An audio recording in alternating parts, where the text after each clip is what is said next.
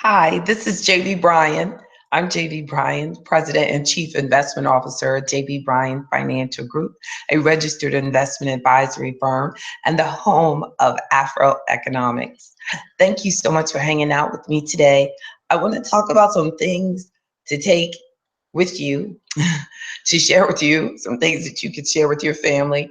Just some key things, a little checklist, some thoughts for us to think about because um, we only have a couple more days left to the year, but we do have some time left and some things that I think that you could check out today. Just some quick things that you can do for your 2016, because on New Year's Eve, I'm doing a live YouTube video on 2017. But for right now, we have some stuff that I encourage you to do before the end of the year. The first thing, buy AfroEconomics. Get the book. Look, that is not on my list, but I just thought about it.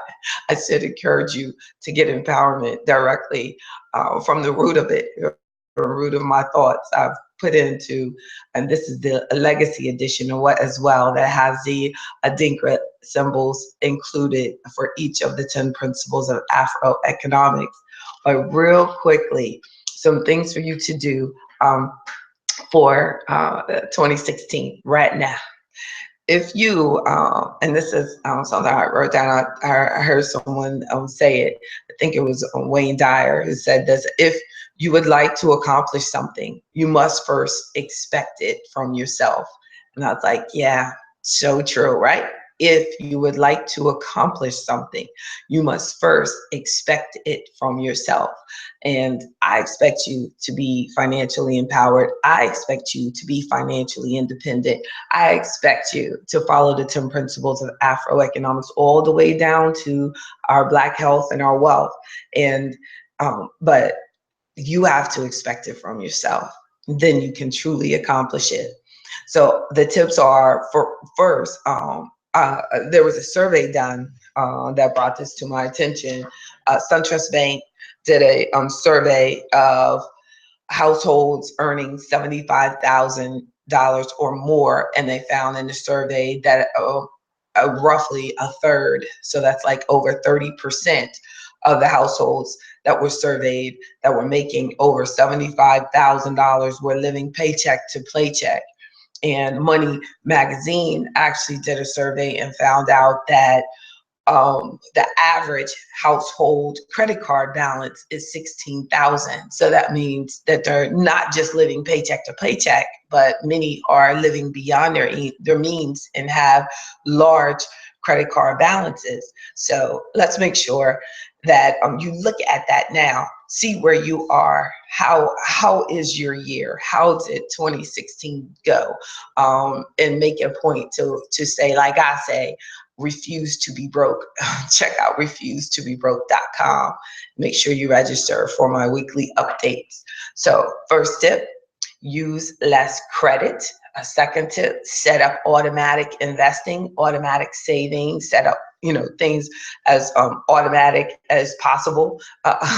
Or one of a friend of mine, he was just telling me that was I had a gathering and that had a gathering for Kwanzaa, and we're just talking about being financially blessed. And I was like, the hardest part for me is like always picking up when what is due and things like that, and making sure that all my bills get paid, like utilities, like important stuff.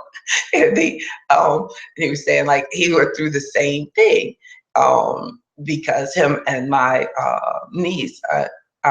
Actually, she's my cousin, my father's niece, my cousin, and they're in love, and they live.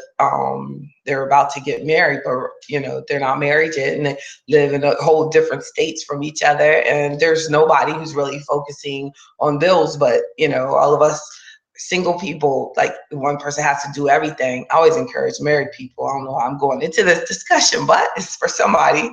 But when you get married, I think that you need to set up that somebody is going to make sure that that they're good, organized, bill paying type person, make sure that they do it. But he was saying, which is true, that just try to set it up automatically. That's a good reason to have a credit card, to just set it up that that the Your electricity bill will come out of that, your cable will come out of that, those things will come out of that, and then you pay it off. That's the key. But that's, amazing, because I'm always thinking about everything else and investment portfolios and all of that. And I'm like, yeah, that's a good idea. It was like, wow, genius. But it doesn't have to be so difficult, but we do. But then I have to take the time to sit down and do that. And sometimes it's like times like this at the end of the year where I actually, am able to really sit down and look at what do I want to do about my own things. Like, we have to make sure that we take some time out of the year to make sure that these are what can make your financial life easier. So just like you automate our investments, we should automate our bills as well. And then invest wisely. If you're automatically investing, make sure that you're investing in a portfolio that is appropriate for your risk tolerance. Well, what is your risk tolerance? Well, you need to be familiar with that. Evaluate your insurance. What type of insurances do you have? When is the last time you evaluated your renters or your homeowners insurance, your car insurance? Are you paying appropriately? Have you checked out competitive rates? Make sure you check out things. Evaluate all of your insurances, your life insurance, your disability, long-term care, anything that you have or you think you might need. Make sure you're checking those things out. Make sure you just think about it to yourself. Do you live in the place that's most appropriate for you? And it's real that it costs a lot more to live in Washington, D.C. for me than living in Virginia and go into my Washington, D.C. office. But at another point in my life, it might be more cost effective for me to live, in Washington, D.C. So, we have to, like, where are you? Where should you live? Where would be the best place for you to live? And as an example, you see a lot of people who retire and will move to North Carolina or Florida or Georgia. They're taking their New York pension and they're moving it down south where it might be a lot less expensive to live.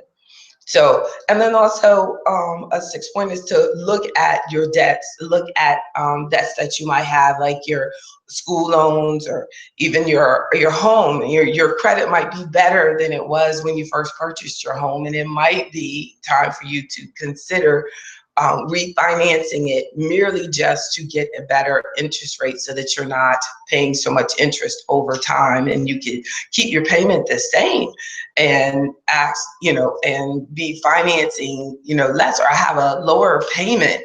You might, let me see, like, even though the interest rate may bring your payment down, that's what I'm saying, that you might still want to continue to pay the higher amount and if your goal is to pay the house off quicker or to pay whatever you're refinancing off quicker.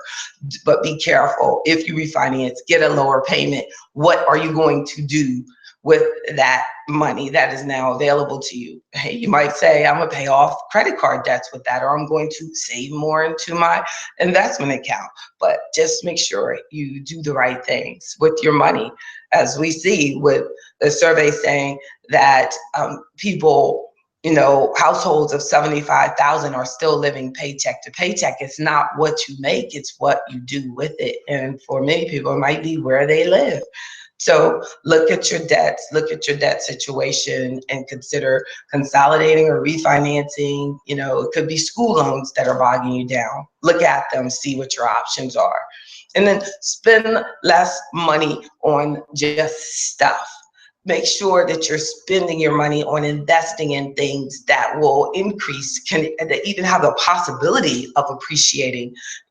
People spend a lot of money on just coats or toys or bigger and larger TVs that have no use for them, than to just sit there and be worth, nothing in a couple of years. You can take that same amount of money and investigate investment options. Even if you were always interested in real estate, or you were whatever you interested, or you always wanted to start your own business, that's an investment. But be careful how we spend our money. Think about it. It's not over yet, right? It's not over. So, and then finally, I want to encourage us to make sure that we spend less save more, that we seek out all of the information that we can, that we learn from one another, encourage one another, love one another, and realize how blessed we are. So thank you. And I appreciate that. I just appreciate that I have been able to do this every Wednesday of 2016. That is a blessing. That means that I have been healthy every Wednesday of 2016. I am so thankful. Amazing grace. Wow. Well, have a wonderful day. God bless you. And I will see you New Year's Eve. Don't forget, check out AfroEconomics.com. I'm going live at 12 o'clock midnight. I want to do something empowering because 2017, I promise you, can be the best year you ever had if you set your mind to it. Mind over matter. Be blessed. Take care.